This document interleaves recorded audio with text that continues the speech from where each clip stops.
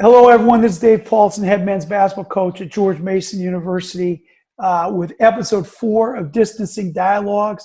Today, I'm joined by my top assistant coach, Duane Simpkins. The kind of a process of which I've gone is try to get a former assistant who's Division I head coach, and I had a Division II head coach, Division III head coach. And again, Dean Fisher worked with me everywhere, including George Mason. Tobin Anderson, the Division II head coach, worked with me at Lemoyne. Josh Leffler, the Division III head coach, worked with me at Williams. Now we're getting to a member of our staff, and then we'll just keep cycling through that. Duane's been an assistant for me since I was hired, has grown tremendously, been a great teacher, coach, mentor, and my right-hand man now.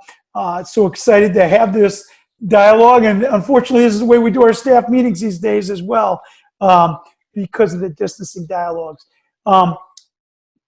This series was started to try to give back to people, especially fighting COVID-19. I've given to DC Central Kitchen. I've also given to Coaches versus Cancer. I think given the incidents and the things that are going on in our country right now, I think it's important. This week, my donation is going to Communities United Against Police Brutality, organization in Minnesota fighting police brutality. Obviously, the horrific murder of George Floyd by the hands of police officers in Minnesota is just a horrible occurrence. And Duane, we had this discussion with our team yesterday in our team Zoom, and I can't profess to know what it's like to be a black man in this country, but what's happening is absolutely reprehensible, and I don't know what to do, but my heart aches. And this is not, in my opinion, this is not a conservative versus liberal or Democrat versus Republican or red state, blue state. This is about human decency and dignity and leadership. So we will get to basketball for sure in this talk. But Duane, it's just ironic that in the progression of how we were going to be on this call, that you were going to be this week's person, because you've been a guy who's really been a great influence on me in raising my awareness of some of these issues. So that's a long-winded introduction, Duane, and I don't know if you want to touch on a couple of these things before we kind of get into some basketball things. No, first, I'd like to, first acknowledge and appreciate you and I had this discussion just yesterday that a number of people of who are African Americans, at this time, yes, we're upset with some of the things that we're seeing, but a number of my friends and family, like, they're really somewhat concerned or upset or even happy to some degree of the response or lack thereof of response from people who are not African American, who are their friends, who are their contemporaries, people that they work with, who are not saying anything. So the fact that, we talked just yesterday, the fact that you acknowledged the wrongness of this particular action to our team and to me, it means a lot. It means a lot. I think the most critical thing right now is for people to acknowledge the wrong that's being done and then to say something. And it doesn't have to be, versus the president or versus these people or that people, but just to acknowledge the fact that this is wrong. This is not a black or white thing. This is a thing of human decency. This is a thing of just morality. Yeah, I think absolutely. I think, it's just so disheartening, and unfortunately, so much polarization going on in our country now, and we told our guys on the call yesterday, never underestimate the value of team and groups coming together, working together for a common cause. Not everyone's going to agree on every principle, I think raising awareness and one of the things, again, as we get talking more basketball, I think it'll become apparent to everyone that ours is very much a collaborative relationship, working together, learning from each other, inspiring each other. And, my background is different than yours. And I remember, again, it was in Minneapolis. It was Castile's death at a routine traffic stop that Duane, you told me, Coach, I'm having sessions with all of our African-American players on how they have to take precautions if they're ever in a traffic stop. And it was something that wasn't even on my consciousness. I never heard of that. I never even thought of it. And I remember just being overcome with emotion, like, oh my God, these are the things that we have to alert and educate our student athletes about. And it's sad that in 2020 we still have to do that. And and I don't have any answers, but again, hopefully, the premise behind this whole series is people watch, let's share the game we love, let's learn a few things, but also let's commit in whatever way we can in our small universe to try to make things better, whether it's donation to COVID relief funds or frontline workers or people fighting cancer, or in this case, people fighting police brutality. So that's a long-winded introduction, but I think we'd all be remiss if we didn't talk about real life issues that are plaguing our country. And this is Friday. We're taping this. We're going to drop it on Tuesday, and obviously rioting and looting and threats of National Guard. And I hope by the time we drop this interview, things have not escalated in a negative way, but hopefully, justice will be brought and some real meaningful reforms, not the platitudes and thoughts and prayers, and then let's go on to the next day. We can't continue business as usual. And I don't know if there's any good segue into our discussion of basketball, but, one of the things that I think was interesting for me, learning by osmosis with you, Duane, and certainly going to be of interest to everyone, is you had the opportunity to play for two Hall of Fame coaches. And I don't know if there's just a handful of people who can say the same. You might be one of 4 or 5 people that, because there's only 2 high school coaches that I'm aware of there in the Hall of Fame, Morgan Wootten and Bob Hurley Sr.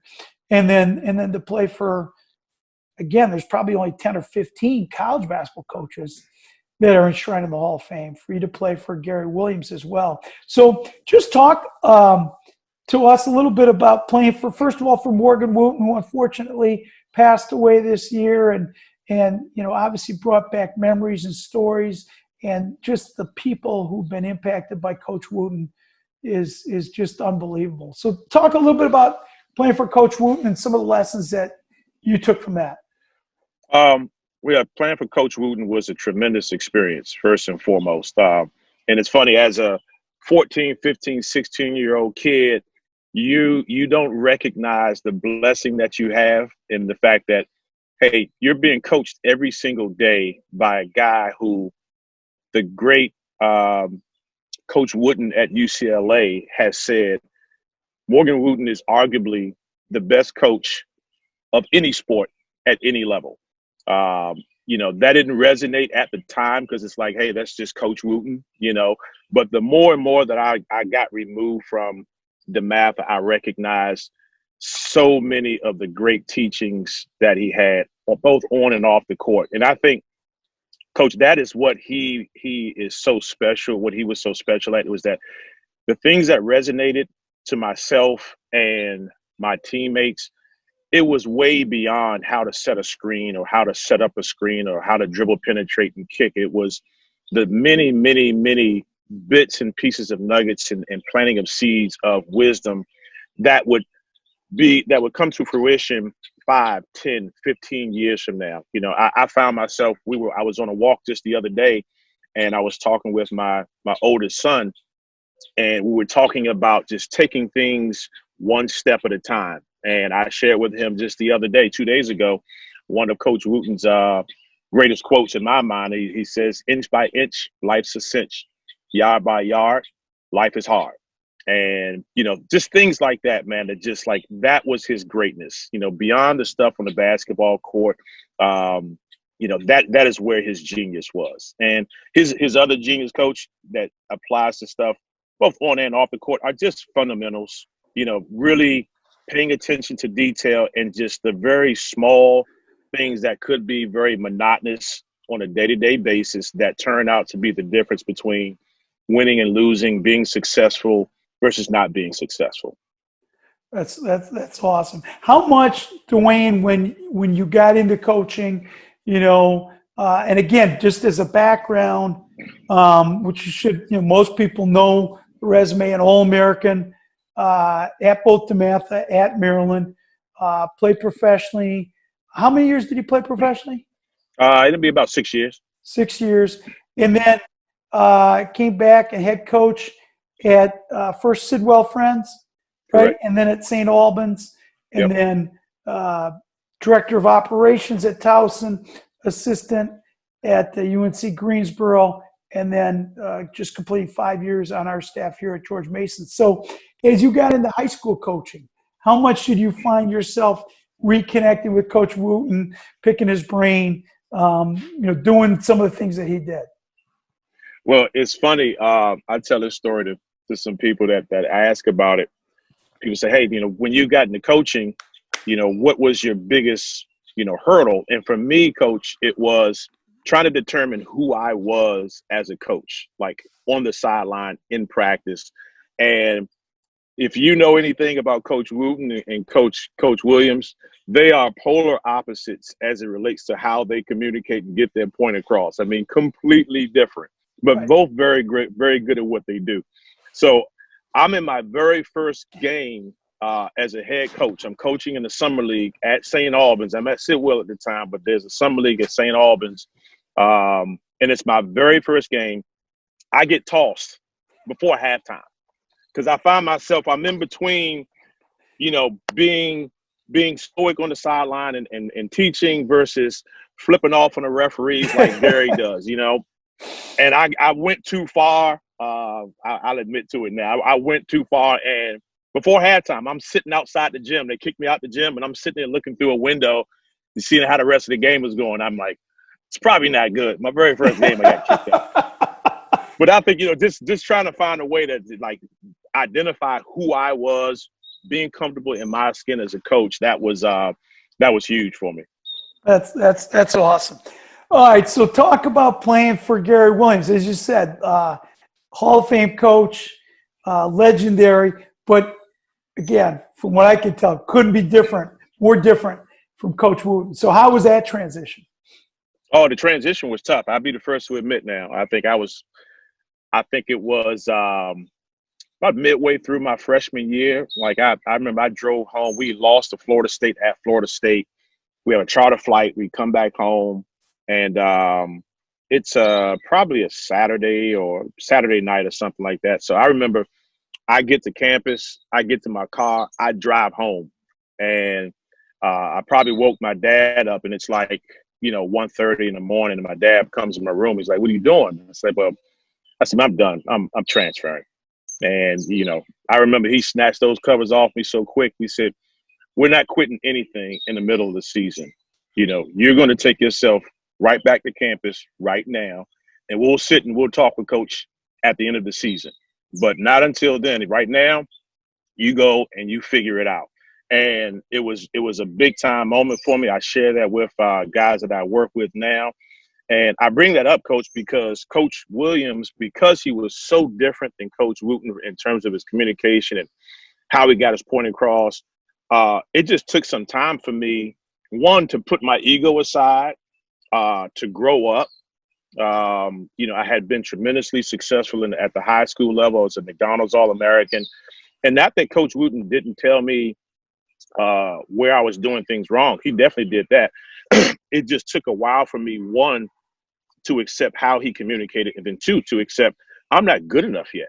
I deserve to play 10 minutes a game and not 25 or 30 minutes like I wanted. So that was a tough transition, but we sat down with Coach Williams at the end of the season, and Coach said, Duane, who have I recruited at the point guard position?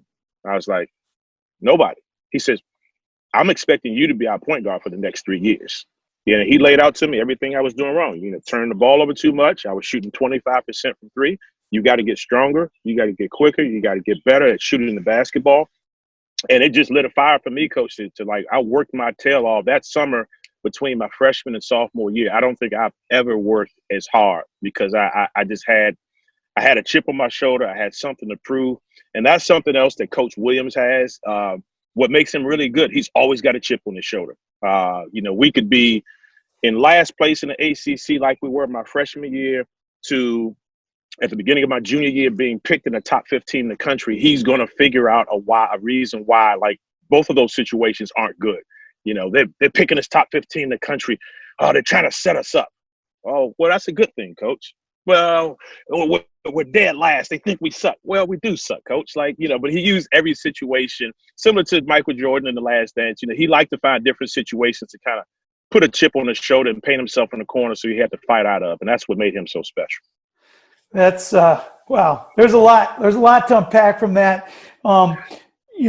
Certainly to me, and again, you talk about The Last Dance and Michael Jordan getting cut, his high school varsity team, and the lesson from his mom to get back in there and fight.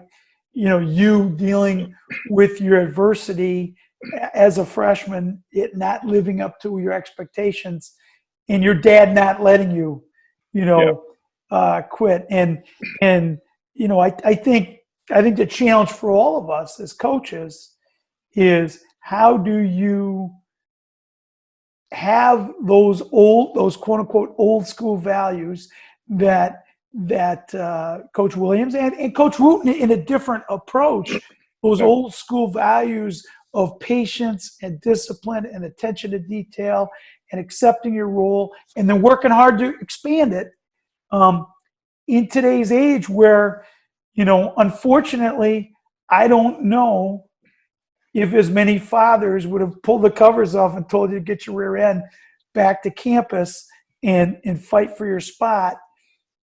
I don't know if that happens as much today, unfortunately. Yeah.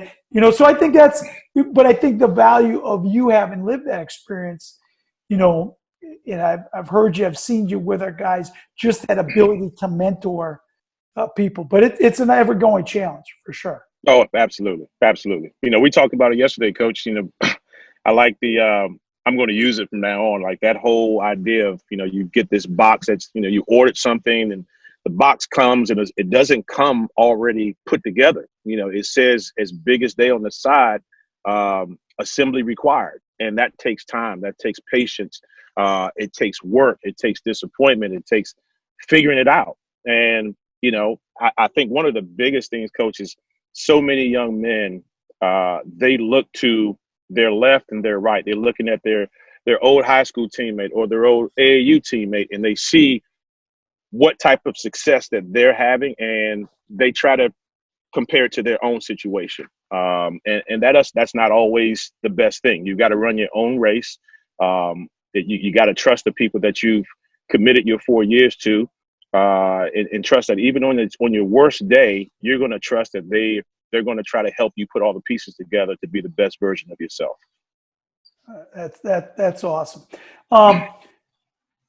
That might be, actually, that's probably a good segue to do some screen sharing.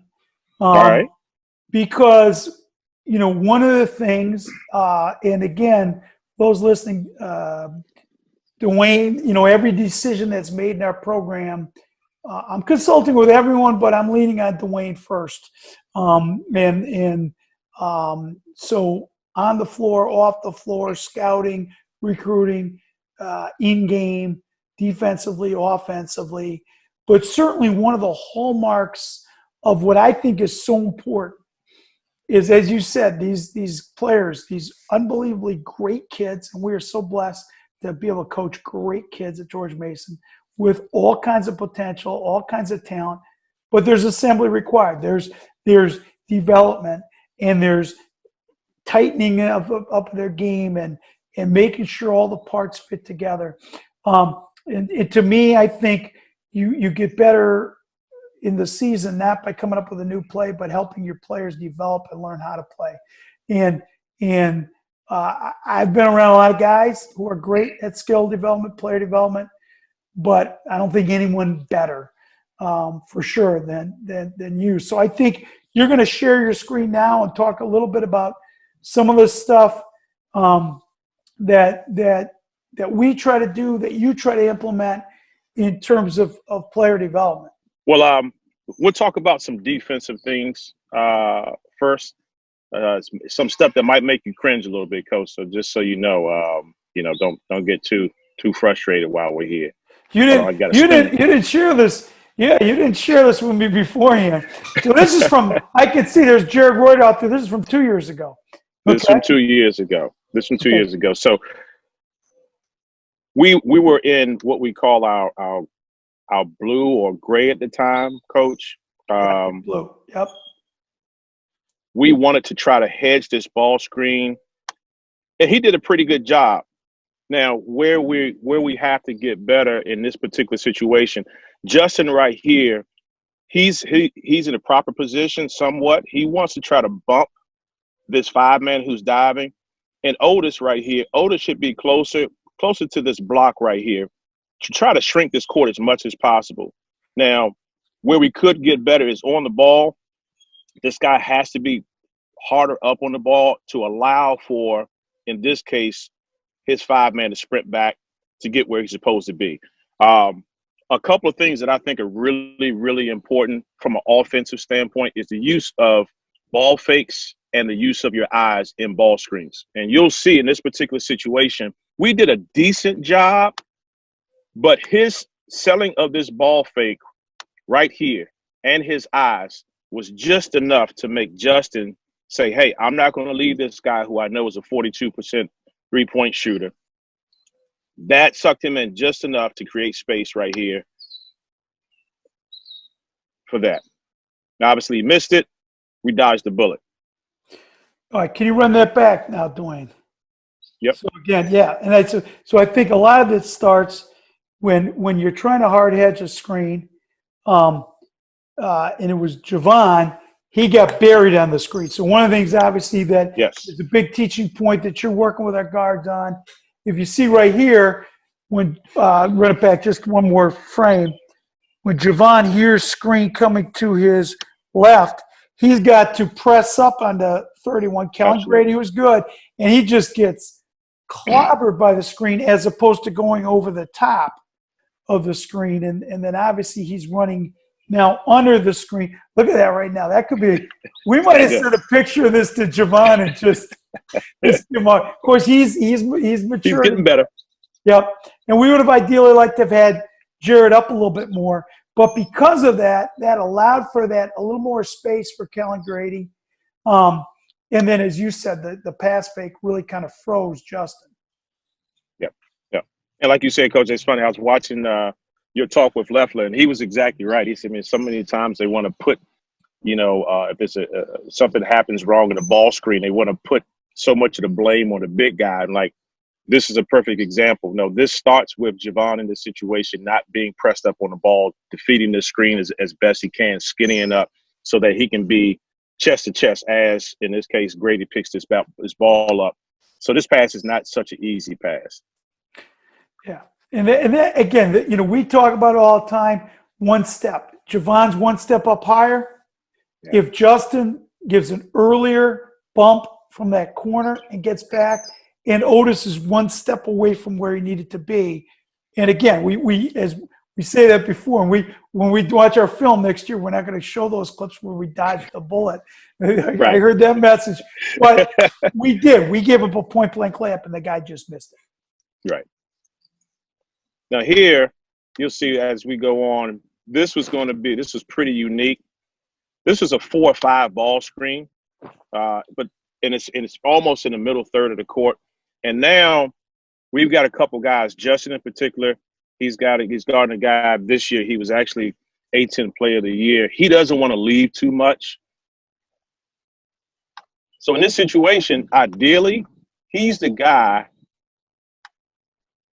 who needs to be bumping up, and he should be meeting this big guy right about here. Otis does a pretty good job. He's guarding this man right here in the corner. He does not need to be hugged up on him. Him being at the block right here is a very good thing. He's in the proper spacing. Justin right here, he's got the biggest responsibility. And because he's concerned about a very good shooter, and because we aren't pressed up as hard on this ball, this 5-man is going to get this layup right here. But also watch, Coach, from an offensive standpoint, again, bigger guards, especially that use ball fakes, it's really, really tough. It's really, really tough. He stops, he looks, he uses the ball fake, and now he's got our defenders just frozen. Justin is like, hey, he's picking the ball up. I'm going to get back to my man because he's a 40+% three-point shooter. And Otis is kind of frozen. He knows that he's got a long closeout if this pass goes from the top to the corner. So right now, this ball fake just freezes our defense, and we don't have enough pressure right here on the ball, and we give that up. Didn't dodge a bullet that time. No. Again, if we run that back again, Sim, it was interesting. So I was on a Zoom call yesterday, which was fascinating, with Ettore Messina, who famed EuroLeague coach, and spent 5-6 years with Coach Popovich and the Spurs. But he just talked about the single most important thing defensively is to take away space when you hear screen, to press up and crowd the ball handler. And obviously, in both of those clips, from a defensive perspective, we did not do that. Allowing him to have timing and space. Like, the most important thing offensively is timing and space, and the most important thing defensively is to disrupt timing and space. And as you said, the freeze with the pass fake here, really effective. Absolutely. And as we go on, Coach, we look at some offensive things.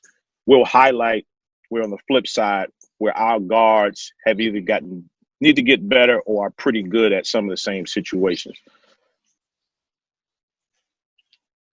Here we are defending Richmond. Obviously, they do a really good job offensively. This right here I wanted to highlight because these are things that could potentially hurt you.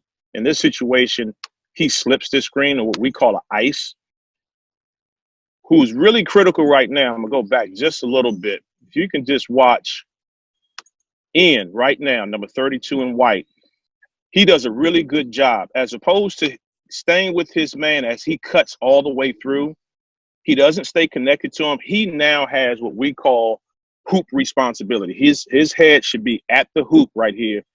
In this situation right here, both Justin and Ian can be guys who can help protect the paint in a situation like this, to protect the dive. We knew coming into this game that Richmond does a lot of dives, a lot of icing or sliding off these ball screens, and we wanted to have guys at the hoop. We're not going to block the shot, but if we can make this a tougher shot, I mean, that's a tough shot for anybody, especially a 6'8", 6'9" guy that's 245. Shoot a mid-range runner on the move. That's a tough shot. So we did our job right there, just making sure our guys were in the proper spots. As well as I know, Coach, we have some very good coaches in our league. All the movement and stuff before that particular action can crush you if your guys are not staying true to your defensive principles. So if you run that back, and then we'll have to make sure we send a text to Ian Boyd that you used him as the defensive example, which is awesome. Who would have said that 2 years ago? But you know what? And this was a game, and I remember this game. It was the last game he played a lot. He played left-handed. Yes, he did. His wrist was hurting. This was 2 years ago, and he had like 8 points playing left-handed. I can't wait to get Ian Boyd back.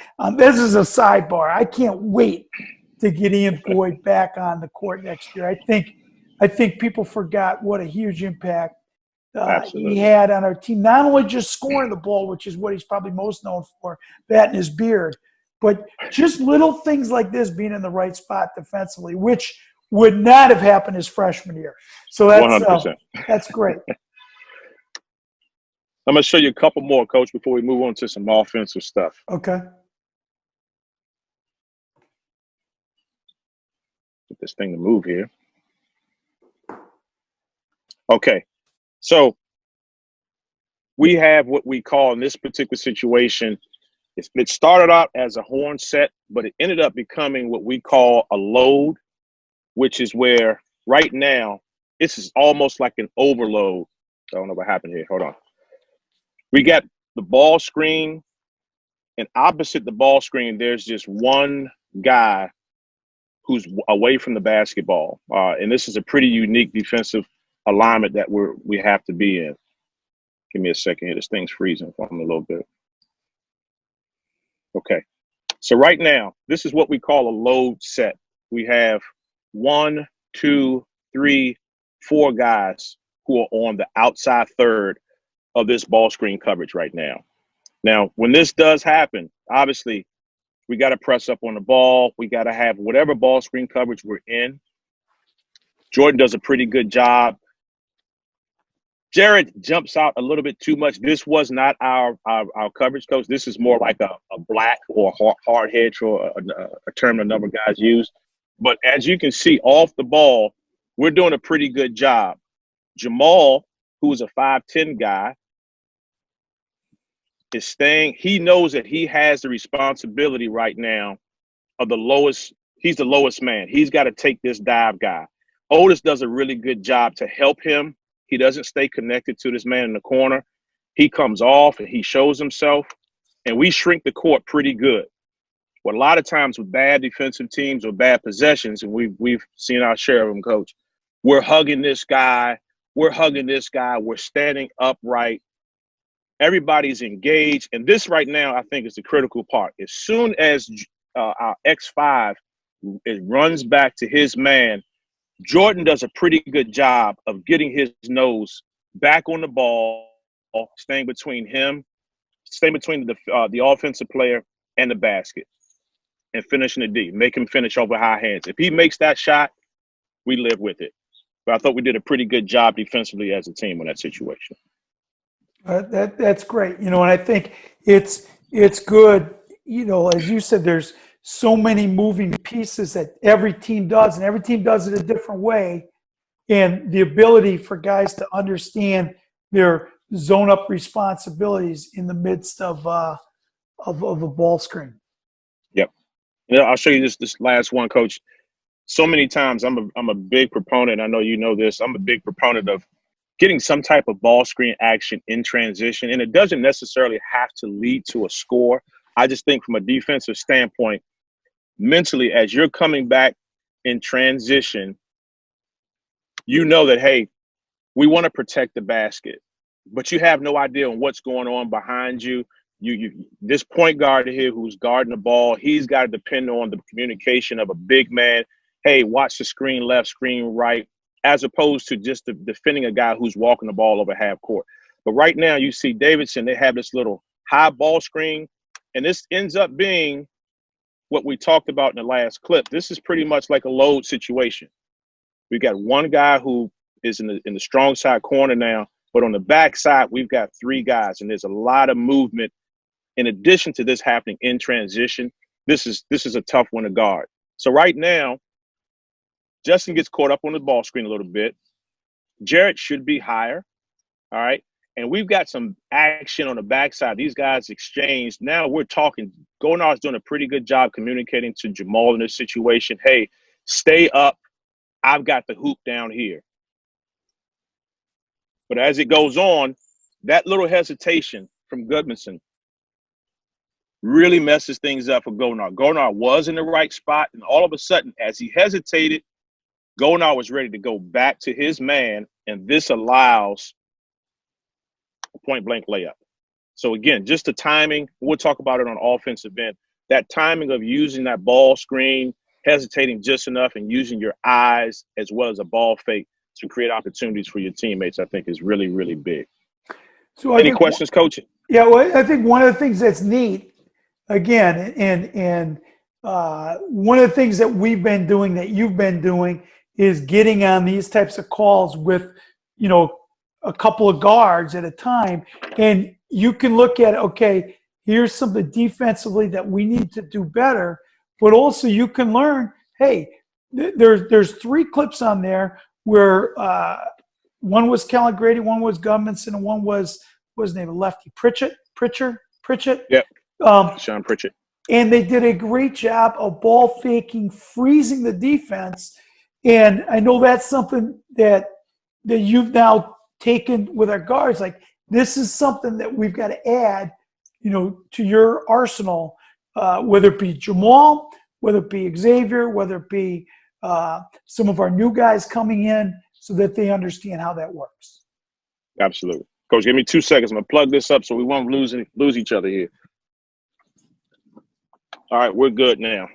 All right, so now we're going to move on to some offensive stuff. I'll share with you, Coach, some of the things get the big screen so people can't see who we're recruiting. Okay? Quick. That's a good call. Quick. I should have done that before. Come on, enlarge that thing. Gosh, darn it. I'll tell you what. This is all. Oh, man. Damn technology. Look at this. Well. All right, I think we're about to turn here. Okay. I think we're good now. All right. There's a delay on my end, so we're still in small screen. It's getting there. Right. How about now? It's getting there. There we go. So this is the delay. You're large screen. Now I'm large screen. So we got a little delay. Okay. We're good. We're good? Yeah. All right, hold on for a second here. I think I pulled up the wrong one. So we'll get into some of the ball screens. Actually, this is more than just ball screen stuff for our guards. We're going to highlight different ways in which we try to work with our guys in terms of finishing. I got to minimize this again, Coach, but different ways that we're going to finish, whether it be at the rim, different ways to finish at the rim, our mid-range finishes, which could include a floater. You'll see one of our guys, Jamal Hartwell, is pretty good even with his left-hand floater. And then we'll also talk about the mid-range that so many people are afraid to actually utilize. I'm a big proponent, Coach, and you and I have talked about this quite a bit, is the mid-range shot for a smaller guard has to be something that you have in your arsenal. I get it. Analytics say that it's not necessarily something that we should really focus on, but nonetheless, as a smaller guard, you have to have different things in your arsenal that you can go to, and you can't expect for a 5'10" kid to always finish at the rim, or just say, hey, you can only shoot a 3. So I think it's really important. We're going to start with a couple of clips from Steve Nash. Let me interrupt you for 1 second, because go ahead. I wholeheartedly believe, and this is, again, it's some of the great stuff with this technology, sharing on this Zoom call, and Torn Messina was saying, versus say switches, he goes, I know, he goes, even when I was with Pop, we're working on layups or threes and paint finishes and threes. Well, against switches, they're going to stay home. They're not going to help. Sometimes you got to be able to play in that middle of the floor and make a one-on-one play. And for example, even in our last 2 wins of this last season, both in the way Fordham defended us and then the way St. Joe's defended us, the ability of Jordan Miller and A.J. Wilson, especially, to play in the middle of the floor and be able to shoot that mid-range shot, be able to drive it, be able to finish at the rim, be able to kick out for a 3. But sometimes if they're not going to help at the rim and they're not going to help from 3, I think the mid-range shot, ironically, well, number one, it's always had a place. And I think it's going to make a subtle comeback because things always go in cycles. You think it's going to make a comeback, huh, Coach? I think so, because analytics, so much as people are going to say, we're not going to help give up 3s. We're not going to help, from the low spot. And I think there's a place for it. I think, watching the Last Dance, tons of mid-range shots back in the day. The game's completely changed. The game's changed, but I think that everything goes through ebbs and flows, and like the bell-bottom pants and everything, Coach? Yeah, well, I might be wearing those next year, not just for 70s night. Let's not do that. Let's get back to the film. Let's go back to Steve Nash. All right, so I wanted to show a couple of clips. I was watching your pod talk with Coach Leffler, which was awesome. And it was interesting when you asked him, hey, he was talking about using his down or icing on the ball screen, and you asked him, hey, what hurts it? And he said, obviously, first and foremost, guys not being where they're supposed to be, and then the step-up screen.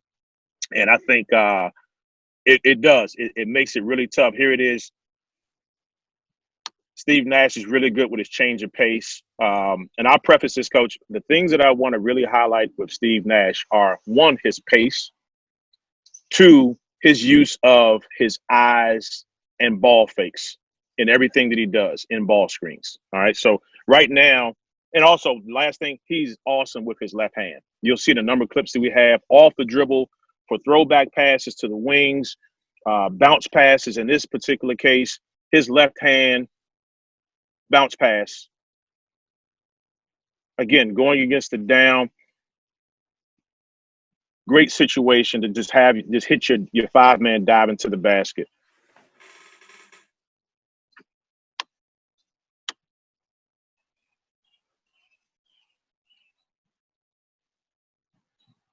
I got super slow motion going on. Yeah. Okay, here we go. I was going to say we got some lag time here.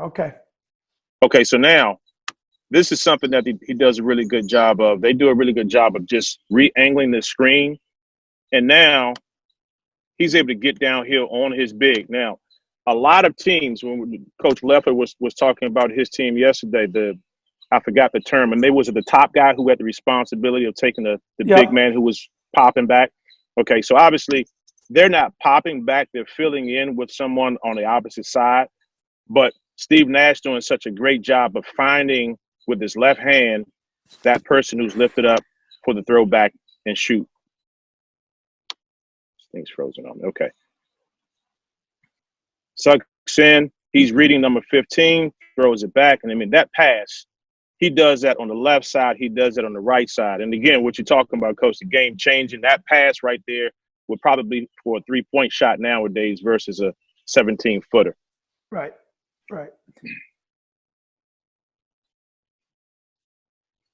Let's go technology. I tell you what. Well, it's there's great about these Zoom calls, and then there's the potential negatives. All right, Absolutely. This is from this year. This is from this year. Yep. And this is something that when I played in Italy, I played with a big man. He was awesome in terms of ball screens. He taught me so much. And I was pretty good in ball screens, and teams were trying to down me a lot. And one thing he taught me, and it's somewhat illustrated in this clip, but I'll try to talk you through it. The main thing he taught me was, hey, that guy wants to jump up on your shoulder and X5 wants to drop. Just take 2 or 3 hard dribbles. Take him as hard as you can at him. And you'll end up having all kinds of space. Hold on a second here.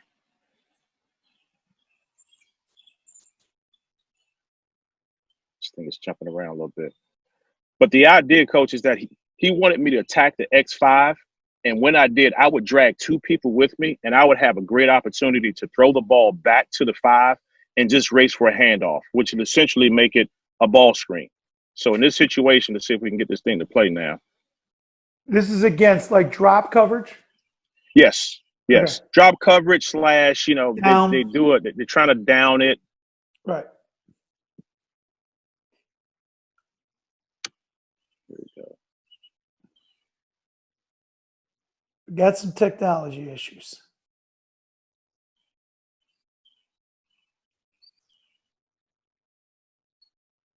Might have to let this thing just play, Coach. Yeah, just let it play. Just talk. Yeah. If it will go, just talk through as you throw. Okay, here it is. A few clips. He's sucked in 2 guys. I mean, just watch how open our big man who's popping is. Now, even if he's not a shooter, the fact that he's dribbling this ball really hard, he's sucked in 2 guys, he stops and he throws this ball back and he races for his hip.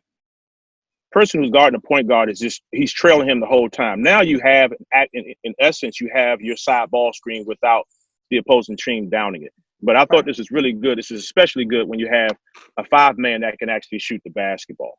Which which we did.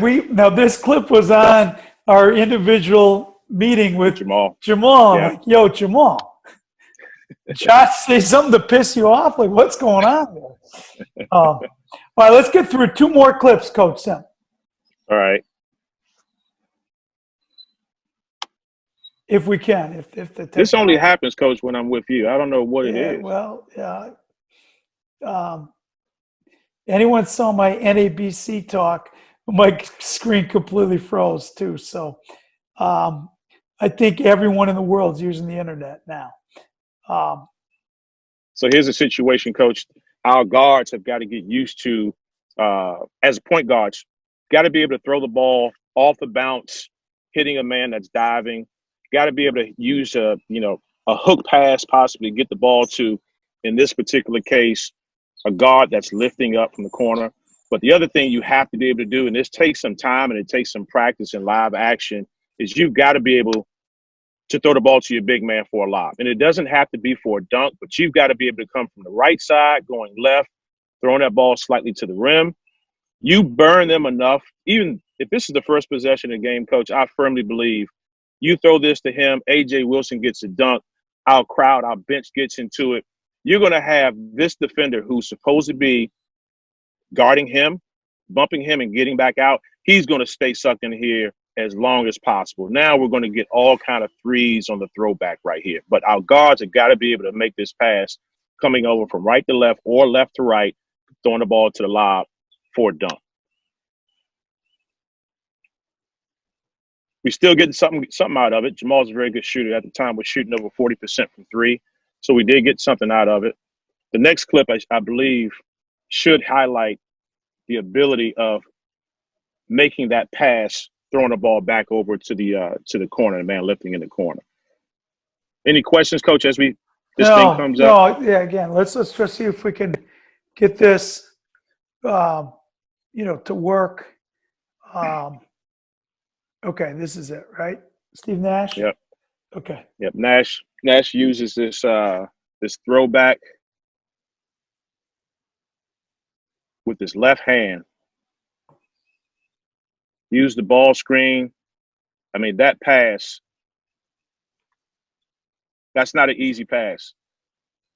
And it's all set up because 2 plays before, he hit Gortat going to the basket on the lob. Now he's able to utilize the defense sucking in so much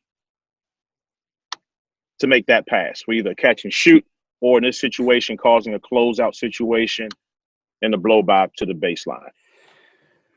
So this is great. Now, obviously, the video was a little choppy for those watching. We apologize. And Duane, can you just give everyone your email address right now?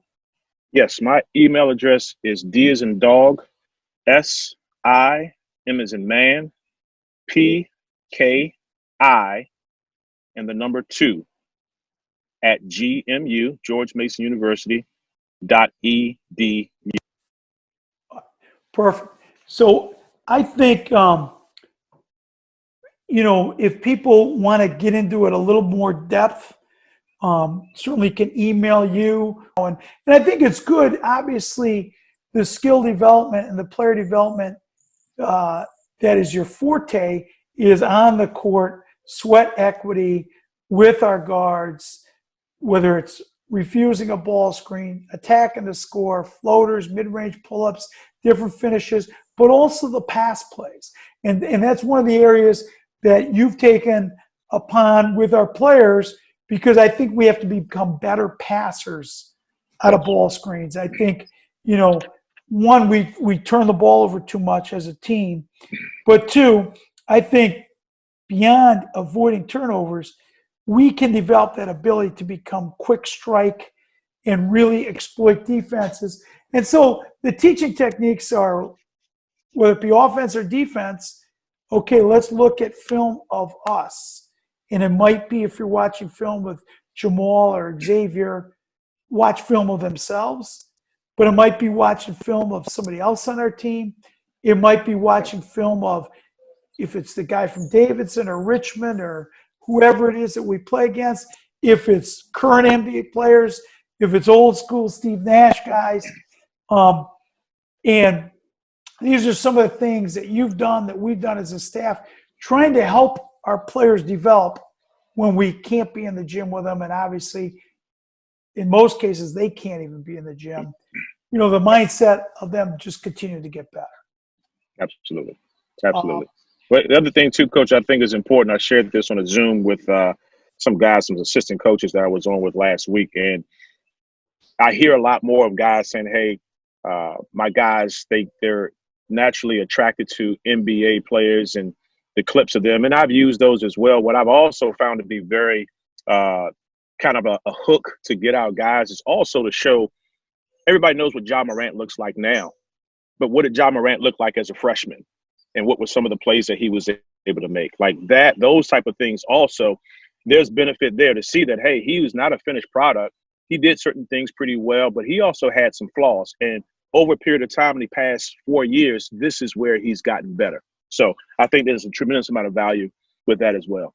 Yeah, I mean, I think that's great. And I think I appreciate all the work that you're doing with our guys to number one, most important, mentor and teach and inspire, but finding different avenues. And you know, we're all yearning forward to a return to whatever the new normal is going to be. And I know none of us are going to take for granted the ability to just get in the gym and connect with our players. Absolutely. And work with them. But there's some new technology, some new techniques that I think all of us are learning to use.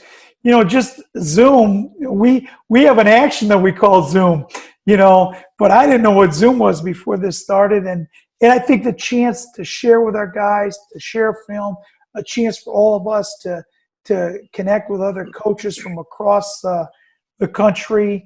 It used to be you had to go to a coach's clinic, and now things like this, you know, I think are great. So we're trying to keep it at an hour. I think this is close to an hour. I will say this for those watching, and I think anyone can tell Duane's expertise, his passion for the game, his ability to teach the game. I'm so fortunate to be working alongside with you. Selfishly, I want this to continue for a good amount of time, but I think it's only a matter of time before Duane becomes a Division I head coach. He's more than ready, and he prepares himself tirelessly every day. And we're just blessed to be able to get as much of your expertise as we can for as long as we can. But I think some athletic director is going to look very, very smart in the very near future, picking you to lead their program. Well, I appreciate that, Coach. And as long as I don't have to, go through an interview process via Zoom with potential technological issues and everything, I might have a pretty good shot. But I appreciate the platform, Coach. It's great as usual. You know us, we can sit in the office and talk for 2 hours at a time or 3 hours at a time and talk hoops and everything. So this has been fun. I really appreciate it. That's awesome. So thanks everyone for tuning in. And again, the goal would be everything's free. If you could take one thing from this talk that's useful, awesome. And then our only goal is pay it forward in some way. And if you're in a position financially to donate to some organization that's either fighting COVID-19 or other problems, certainly school systems. When we do get back to school systems are going to be in budgetary shortfalls, mentoring opportunities. It doesn't have to be financial. It can be with your time, with your attention, with your leadership. But we've all been given a great gift. If we're fortunate enough to be talking hoops or watching this video, and again, just hope that we can give back. So thank you so much, and hopefully Duane will have this conversation in the office soon. Let's pray so. Thanks so much, Coach. Okay.